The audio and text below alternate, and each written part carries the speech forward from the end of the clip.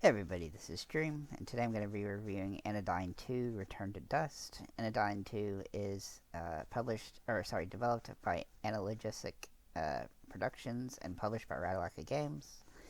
This really isn't the standard type of game that Ratalaika typically puts out, but so that's actually a positive for this because this is not your typical tiny little game that Ratalaika puts out. It's actually a higher quality game. I guess that's the best way I can say.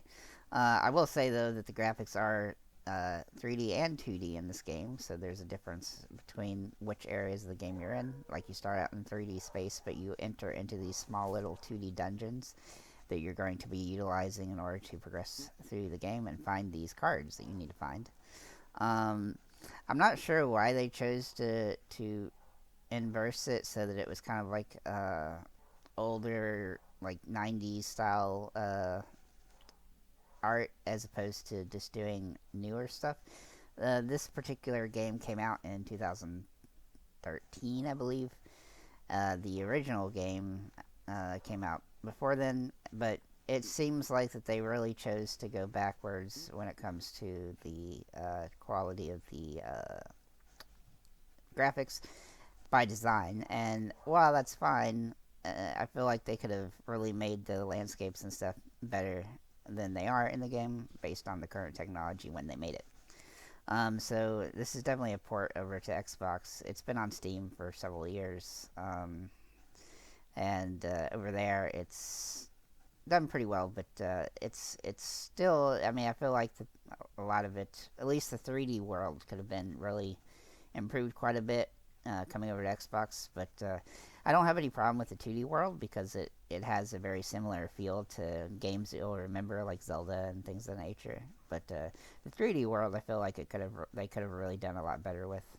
Um, I'm also going to talk about the music in the game. It's definitely going to remind you of um, music from old time games. Not actually the same music, but it's going to have the same kind of feel, like the way that they did music back then.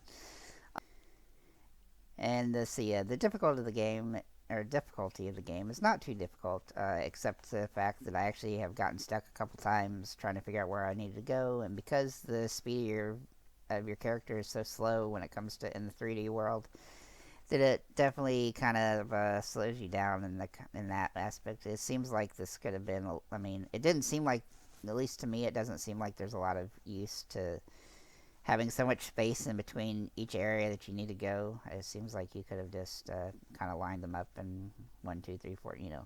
But again, that's just what they chose to do with the game. As for bugs and glitches in the game, so I actually had a few areas where I actually fell through the levels, but we just kind of doesn't seem to affect anything in the gameplay overall. Didn't have any issue inside the 2D world at all, but in the 3D world, like I said, I fell through the map a few times. But again, it just respawns you back where you just were, so it doesn't really matter. As for the achievements in the game, these aren't to be the shortest achievement lists that you've ever had. It's also not the longest. I've gotten a couple hundred points after playing it a couple hours, but you can probably get it all done, I don't know, 8 to 10 hours.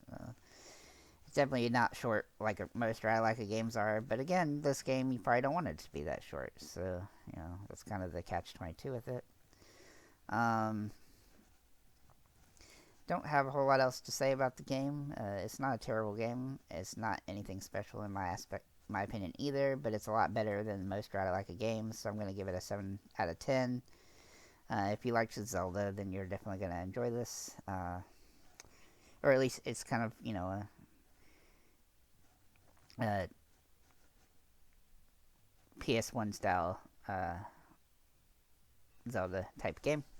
That's probably the best way I can put that, since that's basically what they describe it as, and I don't have a better way of describing it. So, um, if you do play the game, let me know in the comments what you think, and have a nice day.